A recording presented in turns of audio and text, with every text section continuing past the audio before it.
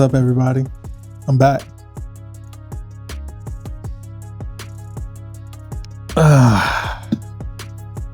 I owe you guys an explanation.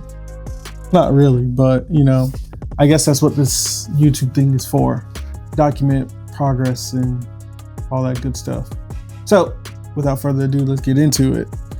I recently purchased a new car. New to you, old to me.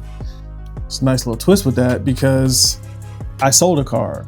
Surprise, surprise. And I bought a car. Surprise, surprise. Anyone that knows me knows that I buy and sell cars all the time, and also motorcycles. And I build them too. You should sell me your old motorcycle for cheap so I can sell it for not cheap. Thanks.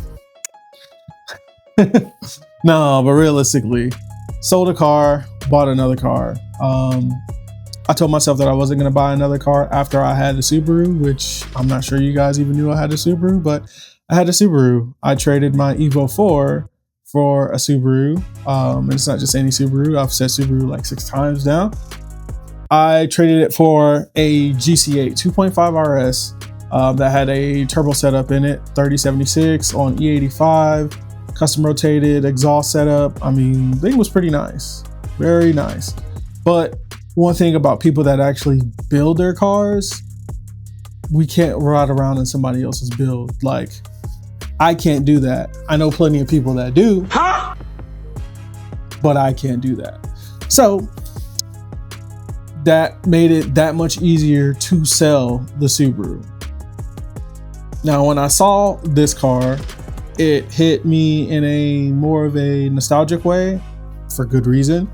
And I knew I had to have it back. Now I've kind of let the cat out the bag. I bought my old car back. And the old car that I did buy back was my 300ZX. I usually on the podcast say it's a car that I got right. I had a silver one and a red one. The silver one is the one that I wouldn't say I got wrong, but I learned a lot of lessons with it. So if that's what you want to call wrong, then yeah, I got it wrong. The red one, I applied all of those lessons to it, and it came out amazing. Even with repaint, Specialty Z, downpipes. I think they had rebuilt turbos on it already when I bought the car. I bought this car all the way out in Alabama about 4 or 5 years ago. I guess a little bit longer than that. But anyway, I sold it at least like 4 years ago.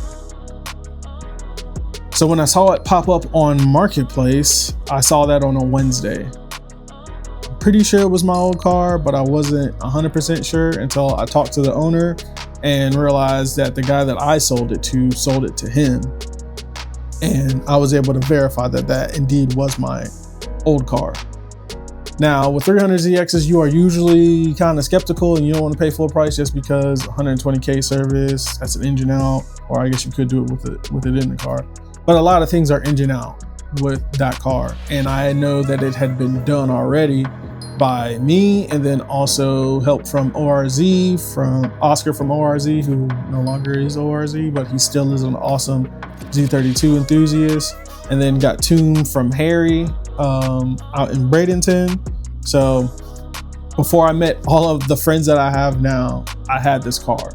So to every one of you guys, it's new, but to me, it's old. It's a car I got right. It's a car that I missed. I didn't want to get rid of it, but I did just because life gives you lemons. It didn't necessarily give me lemonade though, until now, because now's the sweet part of having it back. Subaru, like I said, ended up having to get the axe. I started this year off selling the Chaser and selling my Subaru, and technically trading my truck for an EV. So I got rid of 3 vehicles, if you will, in the effort or thought process of downsizing and focusing on the podcast and the business with the motorcycles. I had no idea I was going to see this 300ZX ever again in my life, because the guy I sold it to, he lived like 2 hours away, and the guy I bought it from lived like 20 minutes away. So enough jibber jabbering about the process and all that other stuff. I guess you kind of want to know what the plans are for it.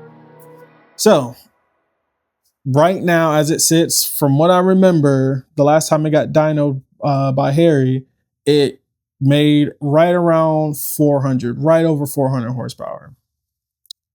turbos are getting replaced, downpipes are getting replaced. Intercooler piping might possibly go bigger to 2.5 or 3 inch from the 2 inch stock intercooler piping. Not sure yet. It already had Z1 BA intercoolers, has Nismo 740 injectors that I put in. It's on E85. We'll need to do a bigger fuel pump, turbos, clutch, which I already have. And that'll be it, to be honest. This car is going to be a bit of a slow burn. And everything is going to kind of happen all at once just because all of those things get done while you're there. So there's that. I know my emotions don't show it because I could be monotone a lot. Shout out you, Kevin. I can be very monotone, but I am extremely excited to have the car back. Anyone that has seen me in person since I bought this car back, which surprise, has been like 2 months now. They have seen me smile. I have not stopped talking their ears off about it. Yesterday, I talked to Chase for like, I don't know, an hour about the car, about Z's. It's been amazing having this car back. Like, so happy to have this car back. And I can't wait to do all the modifications that I wanted to do that kind of got cut short when I had to get rid of it for my own personal reasons. So without me continuing to talk so much, because I know you guys love it on the podcast, you should subscribe. I'm going to go ahead and show you guys the car, show you guys what I've done to it, and kind of, I have a separate video that will come out with all of the little things that I've found and seen in the car after I got it. But I didn't do a video once the day that I bought it, and that's kind of what this is. So here's your explanation. I bought a 300ZX, not just any 300ZX, my old build. It's amazing to have your old build back, and it's amazing to build your own cars. So without further ado, here is my legendary, to me, 300ZX. Alrighty, so we'll try to do a quick overview because I realized I talked and rambled a lot. So here we've got a 1991 300ZX TT. It has Nismo LMGT4s that are legit. Homie hooked it up with some Ray's center cap CG Performance, and Tech Designs make them spin. Super dope. Apparently I've gotten sprinkles all over it.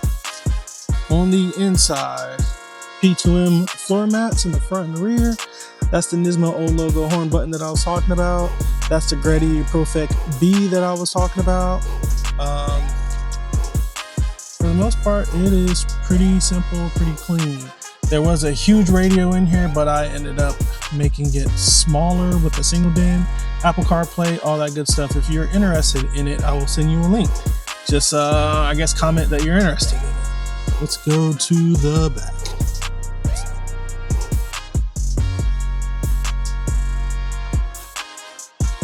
All right, so in the back, we have the kicker. That was originally what I had put in the back of the car. Sunshade that actually needs to go up in the front. P2M floor mats as well. But, I mean, that's pretty much it.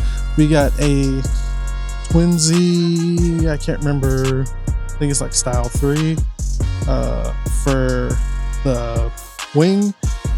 Got the J-Spec center, reverse center, and then also did my own version of the J-Spec tails because I kind of don't like the pinstriping that goes on the J-Spec ones. Got a diffuser. The diffuser I did not add. That was added from the previous owner. HKS exhaust is something that I added, and it's still on here. It sounds really good, really quiet. All right, let's go around. I ended up getting the car repainted. So there's that. My favorite sticker of all time is on here. Yes, sir. Come over to this side. Not really touched at all. Not touched at all, which is nice. Guess I can pop the hood.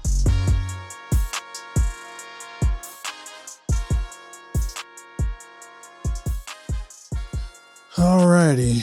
So here's what we got. we've got a VG30 DETT, Z1 intercooler piping, AMS radiator. Did the 120K, 60K service before I had sold it.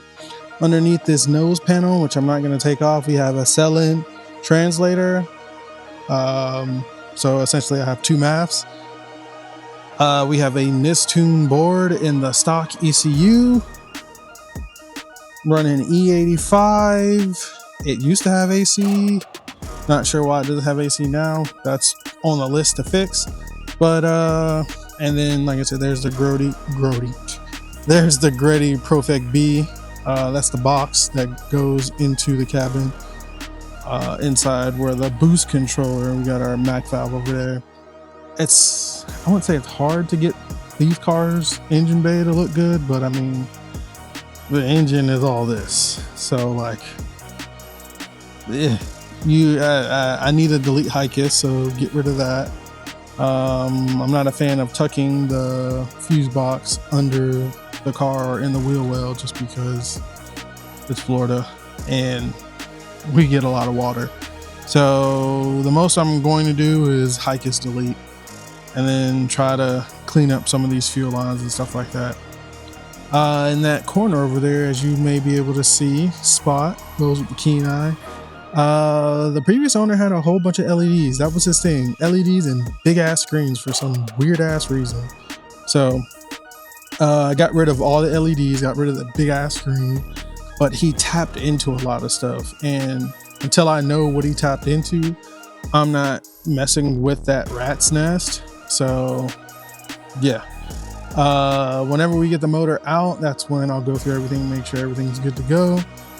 Things that I did before selling it: Team Flexi coilovers, the AMS radiator and everything, 120K, the Z1 intercoolers, the BA intercoolers, can't really see them. This is the KBD bumper. Yeah, that's about it. Everything that I've kind of mentioned over and over again. Exhaust, downpipes, and all that other stuff. So yeah, this is gonna be fun. It is always nice getting your old car back, as long as they didn't mess with things. He messed with things electronically, luckily not in the motor, so at least as far as I know. We're gonna find out though whenever we pull this thing. So yeah, that is my new old 300ZX. I have loved this car, especially after I had gotten it repainted. And I can't wait to work on it some more, finish off where I left off, and have some fun with this thing. Always remember to enjoy what you build and build what you enjoy. Have fun with these cars. They're meant to be driven, they're not meant to be stored. All right. So with all that being said, it's your boy PA from the Cafe Moto Culture. Like I said, enjoy your cars, take it easy, be good people, make your things legendary, have fun while you're doing it. Peace.